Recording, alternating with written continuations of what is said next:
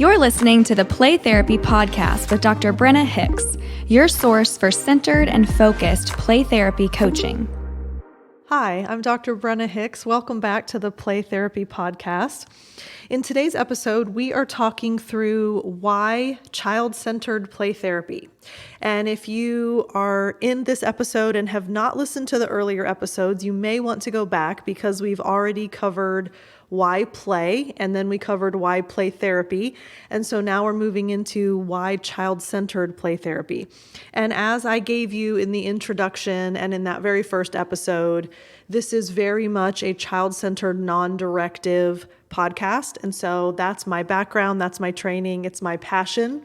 I believe with my whole heart it is the best play therapy approach. I know there are many out there, but I'm fully sold and fully bought into the child-centered, non-directive approach. So I want to spend quite a bit of time today talking through specifics of the child-centered play therapy model, specifically what principles guide the child-centered process, because that's where it all begins. So that's a really important piece. And then some misperceptions of the child-centered model. I think it's very important for us to understand what people outside of the child-centered field view and how they see the approach that we use. And then the mechanisms of change in the child-centered model. So we have a lot to pack in today. I'm very excited about this because after this episode, we can actually start diving into very specific skills and principles and details of the model. So I kind of had to get you caught up to speed on the backstory of a lot of these things. So after today, we're ready to dive in both feet and move forward full steam ahead. And I mention this every time just to give credit where credit is due. A lot of what I'm discussing comes from the Cochrane Child-Centered Play Therapy book. A lot of it comes from the Van Fleet Child-Centered Play Therapy book. And then, of course, Landreth and sometimes Bratton's work as well with the CPRT and the Art of the Relationship. So I just want you to know this is coming from other sources, and I'm just kind of aggregating them and putting them into a framework that makes sense. So let me begin by helping you understand. We're actually going to dive into the history of play therapy and specifically the development of the child-centered model very soon. But before we get into that episode, I just want you to be aware from the child-centered model, we're looking at Virginia Axline's work. So if you are not familiar with Virginia Axline, please look her up and dive in a little bit into what she contributed to the child-centered model. She essentially took Rogerian principles. If you are not familiar with Carl Rogers, make sure that you dive in there as well, because all of what we talk about is predicated on knowledge of those things. So Rogerian theory was adapted by Axline to create 8 basic principles. And those principles were used to guide the child-centered process. And for time's sake and for just the practical nature of this podcast, I'm not going to read all 8 of those principles in their entirety, but it was published in her work in 1969. So that's fully available for you if you want to dive in deeper. But I do want to hit the overview of those 8 principles just so that you're aware that everything about the child-centered model is based on these guidelines. And so if we have these 8 principles and these 8 guidelines as a part of our work, we are foundationally following the child-centered model. So the first of the 8 is building the relationship. And that seems probably a little bit obvious. And we often tend to think, okay, yes, if we're in a therapeutic relationship of any kind, the relationship matters. So that seems very obvious and intuitive. However, the child-centered model says the relationship is at the heart of all growth and all healing and all change. And so even more so, the relationship trumps all other skills, all other principles. And we want to make sure that that is evident and something that we focus on in a child-centered approach, because everything flows out of the relationship. And we'll talk a lot more about that in later episodes. So that's the first guideline. The second guideline is acceptance of the child. And you have to keep in mind, when we're thinking about Rogers' 3 core conditions, And if that's new to you, I'm sorry. I'm just going to briefly touch on them. But one of them is unconditional positive regard, which is essentially a fancy way of saying acceptance, unconditional acceptance. And we have to keep in mind that for a child specifically, they're given conditional love and conditional acceptance almost across the board. So acceptance of the child in the child-centered model is powerful because it communicates to the child that it's okay, whoever they are and whatever they are at any moment. It doesn't matter because the acceptance remains. So that's principle number 2. Principle number 3 is a sense of permissiveness, that the therapist works hard to essentially establish a sense of permissiveness. And this is where things get sticky because a lot of people that don't understand the model well will say, oh, so the child just gets to do whatever they want. Or, oh, so that just means there's no rules. Or they get to get away with everything and there are no consequences. None of those are true. A sense of permissiveness is based on the tone that the therapist uses, interest that is expressed from the therapist to the child. There's non-judgmental expressions that are used, and it's essentially just a non-judgmental way of being. And so permissiveness is not that there are no rules and that you can do whatever you wish, but it's that I will not react or have a negative opinion of anything that you choose to do or say or feel. And so permissiveness is really freedom to be who the child needs to be at any given moment in the play therapy room. So permissiveness is number 3. Number 4 is empathic recognition and reflection of feelings.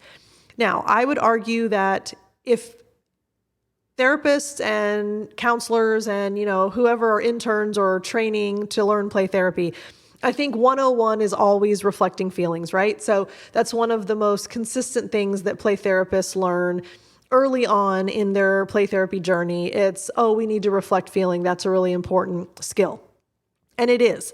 It's one of the 8 principles because when you are able to empathically listen, when you're able to reflectively listen, and then when you reflect that back to the child, there's such a powerful connection that's formed. And it does so many things positively for the child. We'll get to that when we get into the reflecting feeling skill, which is one of the 4 pillars of play therapy. So I promise you we'll dive into each of these a lot deeper in the future.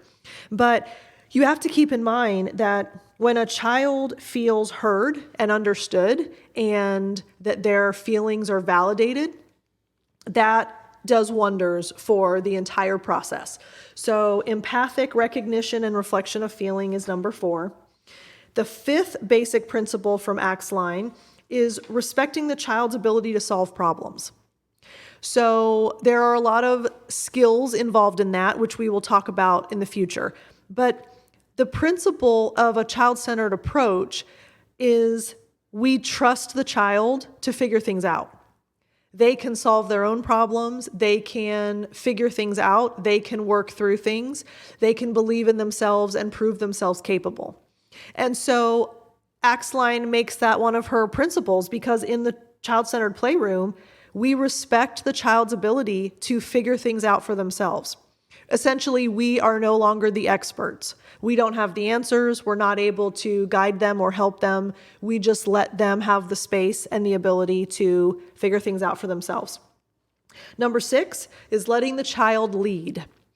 And this is probably one of the ones that outside of the child-centered world is met with the most resistance because people who like control really do not do well with letting the child lead.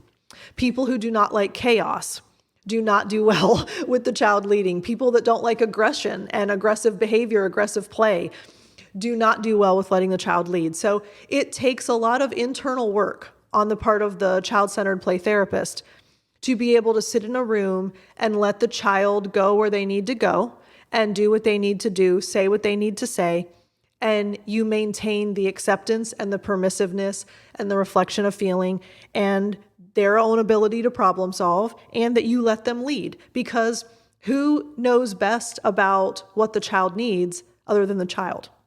So we let the child lead the way. That's the 6th principle. The 7th Axline principle is Play therapy is a gradual process, and therefore it cannot be hurried. So the belief that we can have a magic pill, we can have a silver bullet, we can have the perfect fix to address the problem in a very quick, rapid fashion, that is not aligned with the play therapy model, certainly not aligned with the child-centered model, because play therapy takes time. I often say to parents, usually probably 8 out of 10 parents that I meet with at the center, as they're talking about how they just want things to get better and they just can't take it anymore and they're so frustrated and this has been so defeating, and all of those are very true for them, very valid, and I acknowledge those things. But I often respond with, so I wonder how long it's taken for us to get to this point. And they give me usually a pretty long length of time, several months at minimum to several years. Or sometimes they'll say, oh my gosh, their whole life they've been like this. So my response is always, well, if it's taken that long to get to this point, we're not going to be able to get out of this in a couple of weeks. And so it's a respect and an honoring of play therapy is gradual and it can't be hurried because it has to be at the child's pace. That's really powerful, to let the child lead the way, but also trust the child's pace, because when it's at the child's pace, they can handle what comes. If it's rushed, they are no longer able to handle it. If it's forced, they're no longer able to handle it. If it's expected, they're no longer able to handle it. So it's about giving them the space to say, this can take as long as you need it to take. And then the final Axline principle is the importance of limits. So finally, we get to the point where the critics can't say, oh, you just let them do whatever they want. You let them take as long as they want. They can do whatever they want. No, the importance of limits is the 8th principle, because the child has to understand that although the limits are always going to be few, they are extremely important, because that is how a child learns to self-regulate, learns to self-control, learns to operate within the context of boundaries. So you absolutely have the importance of limits as part of the basic guiding principles, because that creates security, it creates safety, and it creates expectation of how things should be handled in the playroom. So that is a very, very powerful piece of the model, even though it is addressed last in the list, because some of those other things are also extremely important, probably more important. So those are your 8 guiding principles from Axline. So I wanted to start there because that helps us understand, yes, skills are important. We need the techniques, we need the tools, we need to know how to apply the child-centered model in the playroom. But if we don't understand the principles upon which those skills and tools are based, then we've missed the opportunity to create the kind of environment that is most conducive to healing and change for a child-centered approach. So now that we have those 8 principles discussed, I want to briefly address what I consider to be 5 challenges that we face as a child-centered theorist or a child-centered clinician, because there are inaccurate perceptions of what goes on in the child-centered model. And this is talked about in literature relatively frequently, so I want to make you aware, and we can talk about it a little bit in further depth. So one reason for, it's a theory anyway, one reason for why there is not as much child-centered application as some other approaches to working with children is potentially that the perception is incorrect. And here's why. Because child-centered play therapy does not sound practical. And essentially, if you look at Axline's principles, she actually says you have to have a permissive atmosphere as a key. And there's the rub right there, right? Because what teacher, what parent, what administrator, what coach thinks that when a child is already out of control and their behavior is already frustrating and difficult, permissive is not what they want to hear. So it's constantly fighting this battle of this does not seem or sound practical, and permissiveness is not what this child needs. So I think that's the first battle that we face. The second is the fact that the word play is even in the approach makes it very difficult to get people on board because it automatically undermines the credibility of the approach. If you sit down with a parent, and especially pediatricians do this often, I'm kind of fighting the uphill battle here in Florida about this because parents come to me and say, oh, the pediatrician said that my 7-year-old needs cognitive behavioral therapy.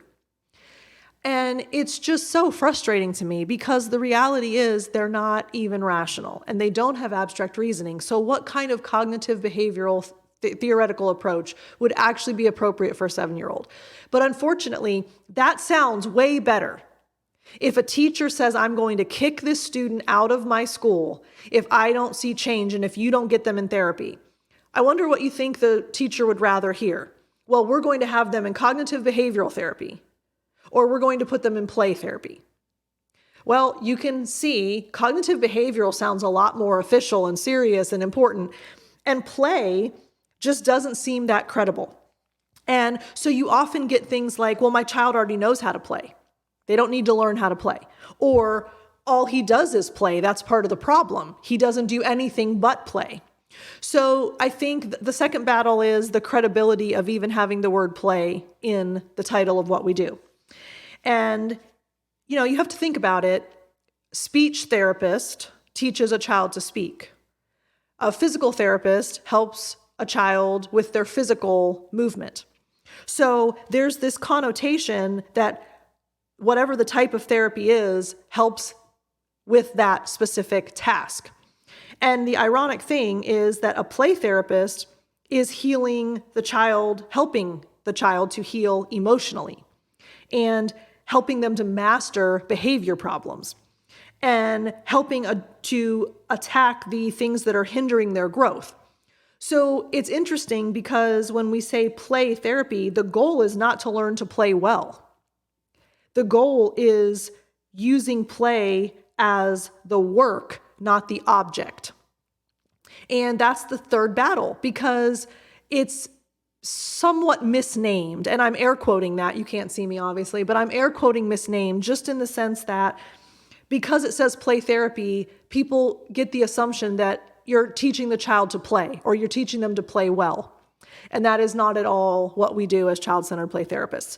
So I feel like that's battle number 3. Battle number 4 is the term non-directive is unfortunately sometimes misinterpreted to come across as this very broad, unscripted, vague, nebulous type of approach that is not only extremely passive, but also you don't really need a whole lot of expertise to implement it. And the irony is the polar opposite is true of the child-centered model. You have to have very clear skill sets that you employ as a child-centered model. You have to be very active, even though you are not directing, and that can be extremely challenging.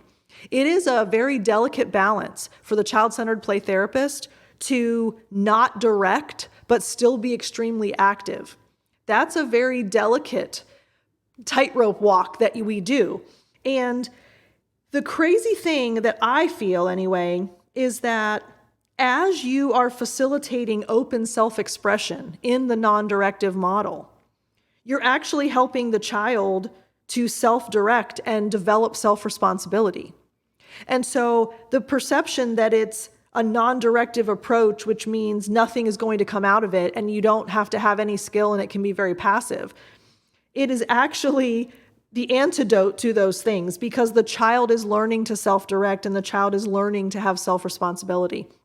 So definitely a battle that is a very prominent opinion. And then finally, unfortunately, the child-centered model has become notorious for being perceived that there is a long-term, open-ended approach to this.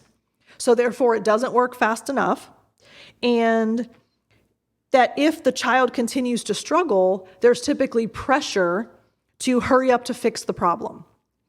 And so it has been incorrectly represented as a very long-term approach.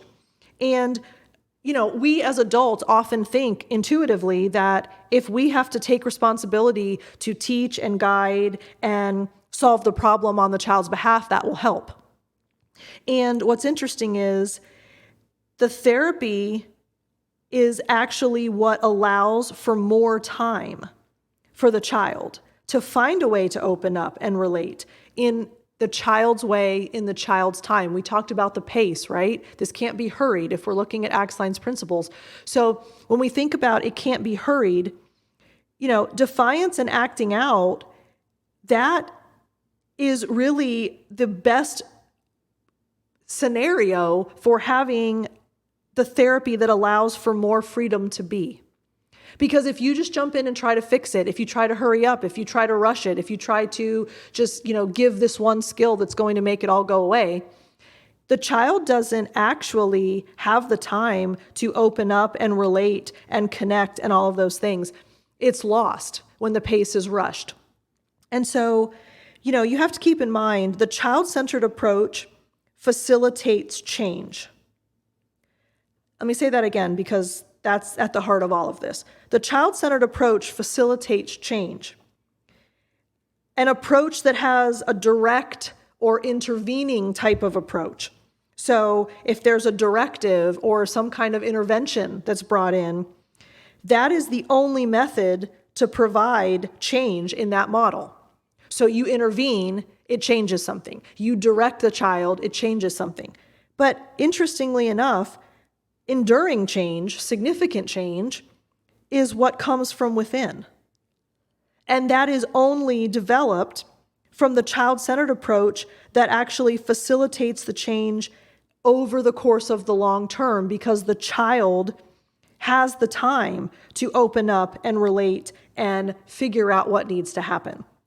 So if the change comes from within rather than without, in other words, if the child does the work, if the child's given the pace and the time and the tools and the environment to change from within, that is the lasting change that belongs to the child for the rest of the child's life. From without, with an intervention or a directive, that is a superficial, temporary change because as soon as the child starts to struggle again, there was nothing built within. So those were 5 battles that I think are really helpful for us to understand because for us to really understand child-centered play therapy, we have to combat what other people believe about it and be able to speak about the truth. So we've covered the principles, we've covered the battles. Now I would like to share the mechanisms of change. And in this scenario, there are 4 mechanisms of change. And it's powerful to think about the process in terms of what the child is gaining. So the first is the child develops the ability to self-express. Now, it's essentially saying you're giving the child their voice because they're not given the opportunity to be unconditionally loved and accepted really anywhere else. They're not given the opportunity to have the space to figure things out and do what they need to do. So they're essentially experiencing themselves as their own being. And then they learn to tap into their internal resources. And then they have that internal locus of control, which helps them now and in the future. And so their voice is found through the process because they learn how to express themselves effectively and appropriately. So that's one mechanism of change. The second is they experience self-regulation and self-control. See, the child-centered approach gives an environment where the child can express themselves in any way that they choose, within appropriate limits, of course, and they don't have any ramifications for failure. So when you have a child that can learn to essentially manage the monster, they're able to let intense emotions out and still control their behavior because they learn to practice self-regulation and self-control because they're given the place and the acceptance to do so. So self-regulation, just the process of experiencing what it feels like, is a huge change in the child outside of the playroom as well. Okay, third, they actually evaluate and change their irrational self-talk. What that means is they essentially change what they say to themselves about themselves and or what they expect to happen in their world throughout the child-centered process. So essentially, they may say, I'm a terrible kid, I'm bad, I'm awful, I always get in trouble. That may be their self-talk, that may be their expectation before child-centered play therapy. But the child-centered play therapy room says, actually, that's irrational because you just proved that you're good. You just proved that you're capable. You just proved that you're competent. You just proved that you were able to self-control, that you were able to comply with limits. So they change their self-talk. And as they view themselves as good and lovable, they, of course, start to view others as good and lovable. And so they have enhanced relationships, they develop better secure attachment. So as they change their self-talk and their self-thinking that is negative, it transforms everything about their worlds. And finally, they choose new life directions. You have to keep in mind, kids don't develop abstract reasoning until 12 or 13. So without an expanded worldview, without the ability to reason abstractly, they really have a hard time understanding who they are and what they want to be, what they want their ideal self to look like. And often they have to vacillate between good and bad because they don't really understand that there's a bigger picture. And so they try on different personas and they will always choose the best that they can be. And so as they are choosing new life directions, they will always choose to be the better version of themselves. They will always choose to be more easily able to adapt to the world. They will always be a kinder sibling, a more obedient son or daughter. They will always choose the better life direction when they've worked through it. Because essentially, child-centered play therapy allows for the opportunity that says, we know you're almost ready to be something, right? We know you're almost ready to be obedient. We know you're almost ready to be regulated. We know you're almost ready to be kind. We know you're almost ready to be fill in the blank. And there's been something that's been stopping you. You've been inhibited in some way. So you can change that and choose a new direction, which isn't that what we all need as humans, to know that no matter where we are, we can always move in a new direction and move in a positive new direction? That's so encouraging at any age. So just setting a child up to believe that about themselves for the rest of their lives, it's so powerful. So as a final thought, so we've covered the 8 principles from Axline. We've covered the 5 barriers or challenges that we sometimes have to overcome, the battles we have to fight, and then the 4 mechanisms for change. And I guess I would like to leave this episode off with, can the child-centered approach really work? Can the child really know the way? Because there are a lot of directive play therapists, there are a lot of Adlerian play therapists, Jungian play therapists, cognitive behavioral play therapists. There's all kinds of approaches out there. And the question is always, but can the child really lead? Can the child really do what they need to do? Can the process truly be child-centered? And the answer is yes to all of those questions. I'm actually going to read a quote from Van Fleet's book because I think this summarizes everything that we believe from a child-centered model. So the quote is, if the child's problem approaches the deep and internal, essentially facing the monster inside himself, or visiting a scary place or vulnerable time in his development, he needs a skilled therapist to be right there with him and to accompany him into his inner world. Yes, he can find the way in the context of CCPT, child-centered play therapy, but he cannot go there alone. Empowered in the therapeutic relationship, he can find his way there with his counselor accompanying him, and he will come back better, stronger, clearer thinking, and ready to face the challenges of his life with all the wisdom and maturity appropriate for his age. Isn't that amazing? He can't go there alone, but with the counselor, right there with him, accompanying him, empowered in the therapeutic relationship, he can find his way there and he will come back better. That's the whole premise. So the child-centered model says, you know where you need to go. You know what you need to do. You know who you want to be. We believe that you're almost ready to be those things. But you might have to go to some scary, dark, vulnerable places, but I will be with you the whole time. I will serve as the therapeutic guide rails. And when you go there and when you come back, you will be better, stronger, clearer thinking, and ready to face the challenges of your life with all the wisdom and maturity appropriate for your age. And that's why child-centered play therapy.